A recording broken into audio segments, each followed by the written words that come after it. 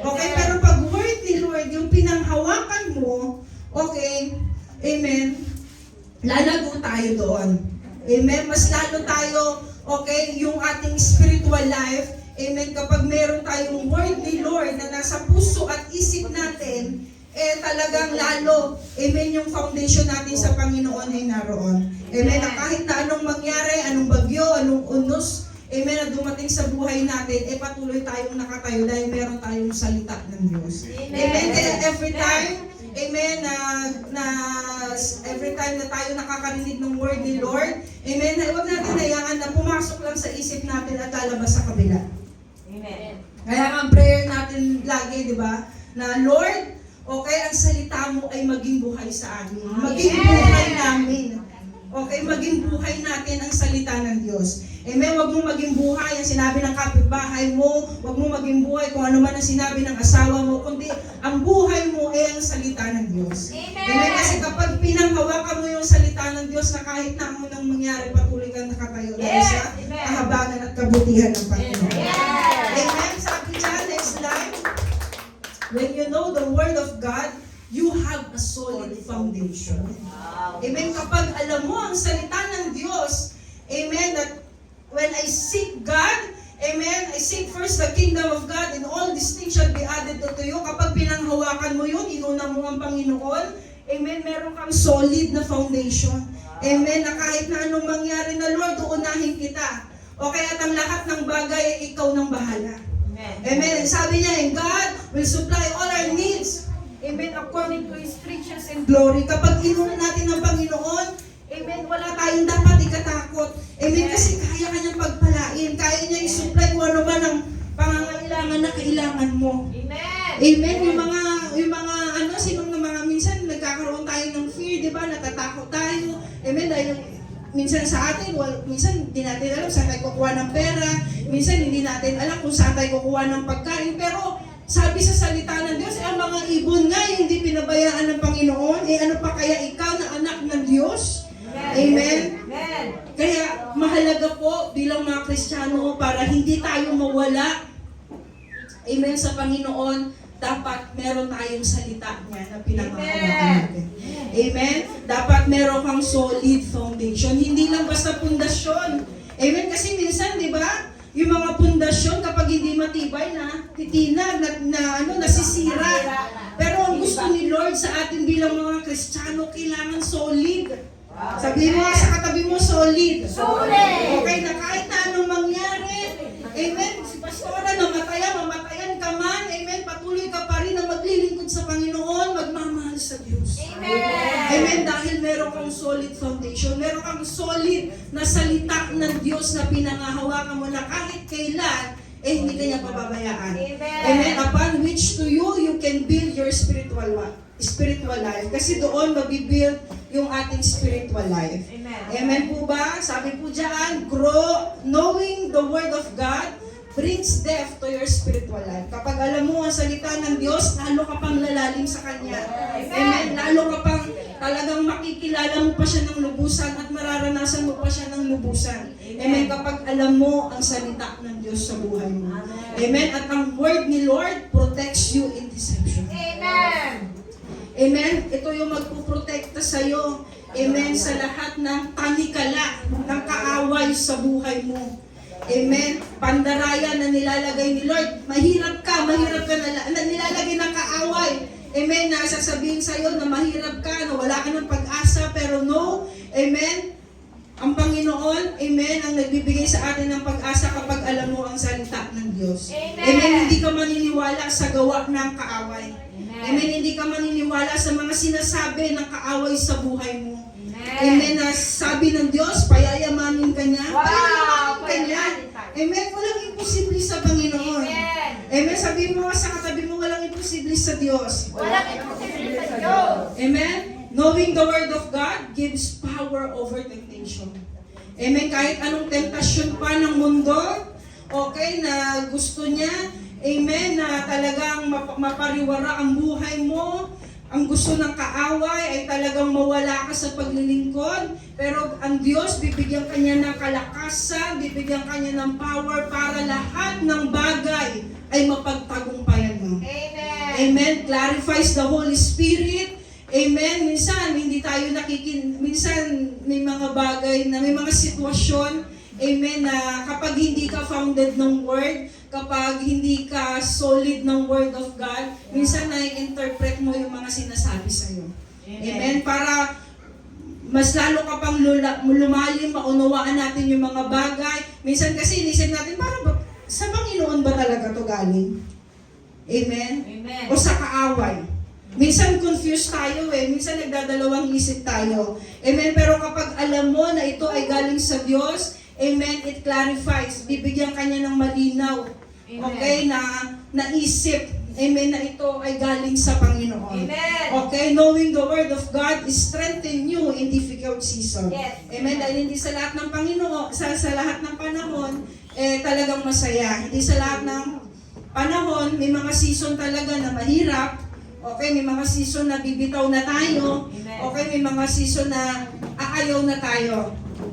Pero salamat sa Panginoon, okay, dahil alam natin ang salita niya. Amen. Amen, yun yung nagbibigay ng kalakasan sa atin para mapagtagumpayan natin yung mga pagsubok sa buhay. Amen. Amen.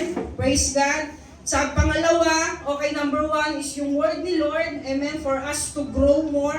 Amen. And number 2 is prayer. Amen. Sabihin mo nga sa katabi mo, prayer. Prayer. Amen. Very simple lang na sinabi ng Diyos sa 1 Thessalonians 5:17, pray continually. Amen. Patuloy ka lang manalangin. Amen. Okay, it's very simple.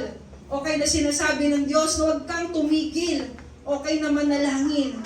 Okay? Pero minsan, okay, nakakalimutan natin. Kaya nito, pagpasok ng taon, okay, hayaan mo na lagi kang manalangin. Maging buhay mo ang panalangin. Amen.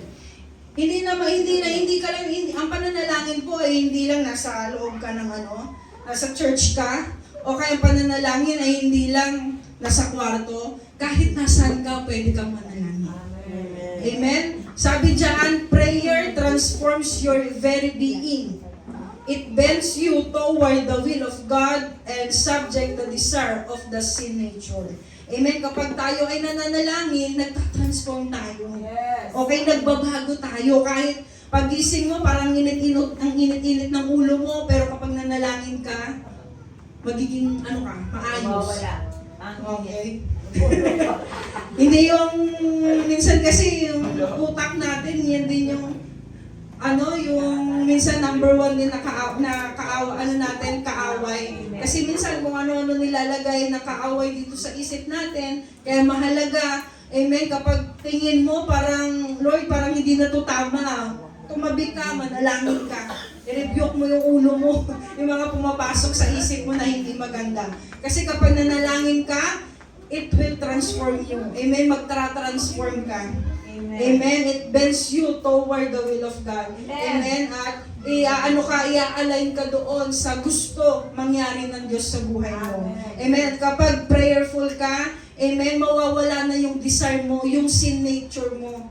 Amen? Kundi, nature na napatungkol sa Panginoon. Amen. Amen? Kaya mahalaga para maiwas tayo sa mga tentasyon ng mundo, okay, tentasyon ng gawa ng kaaway, ng mga bagay na hindi magaganda. Amen? Kailangan founded ka ng word at maging prayerful ka. Amen. Amen? And number 3, okay, for us to grow, amen, mahalaga rin po ito na tayo ay nagsasama-sama dahil sabi dyan, fellowship. Okay? Sabi mo sa katabi mo, fellowship. Fellowship. In Hebrew 10 verse 25, encouraging Christians to now not to stop meeting together as a habit, but to instead encourage one another, especially as they see the day Christ's return or judgment approaching, emphasizing mutual support, love, and spiritual growth within the community of believers. Amen? So malinaw na sinabi ng Diyos, amen, na kailangan tayo ay magsama-sama. Like our Sunday, midweek, o kaya naman ang ibang gawain. Amen, na meron ng iglesia, amen, ay talagang mag-comply tayo. Amen. Sumunod tayo sa panawagan. Kasi hindi lang naman ito sinasabi ng ating pastor, kundi sinasabi ng Diyos, amen, na do not neglect meeting together. Kasi kapag tayo ay nagsama-sama, amen, di ba, makita mo lang si Mama Ating, si Mama Vel, ay talaga napapalakas malakas ka na. Amen? Makita lang natin si Mama Esbeth. Di ba napapalakas kayo, nagiging masaya kayo, tama po ba? Amen. Ha? O naiinis? Hindi. Amen? Praise God tayo kapag nagsasama-sama tayo. Amen? Nagkakaroon tayo ng accountability sa bawat isa. Amen? Kapag wala si ganito, wala si ganire, okay, hinahanap natin, okay, i-message natin, okay, kasi meron tayong accountable na sa kanila.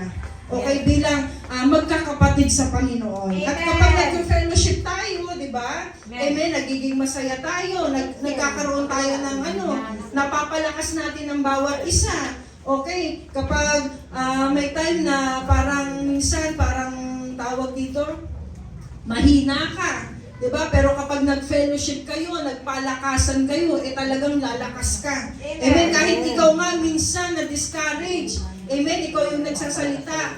Amen. Pero kapag nagsalita ka, nag-encourage ka sa kapwa mo, Kristiyano, napapalakas ka. Amen. Kaya yun yung kahalagahan. Amen, na meron tayong fellowship sa iglesia. Amen. At sa ating iglesia, hindi lang tayo nagkakaroon ng ng fellowship, accountability sa isa't isa, kundi doon nabubuo yung friendship, di ba? Yung mga ating mga youth, nagkaroon ng mga kaibigan, mga dati, kahit kapitbahay mo lang, hindi mo naman nakikita, hindi kayo nagpapansinan, pero na napunta kayo sa church, di ba? Nagkakaroon na kayo ng friendship. At higit sa lahat, nagkakaroon tayo ng espiritu bilang isang pamilya. Amen. Nagkaroon tayo ng pamilya sa iglesia nito. Amen. Yung mga walang pamilya, okay, dito pagpunta mo sa church, amen, ay nagkaroon ka ng pamilya. Kami, konti lang. Okay, pero nung nandito kami, okay, parang lumaki na rin ang pamilya namin. Diba? So, yung bawat isa na-extend yung family natin. Okay? Kaya masaya tayo. Amen, na naglilingkod sa Panginoon. Kaya ang iiwan ko lamang po sa inyo, amen, na marami pang gagawin ng Diyos sa buhay natin. Amen. Kaya maging handa tayo. Amen, sa bagong season, bagong taon na harapin natin.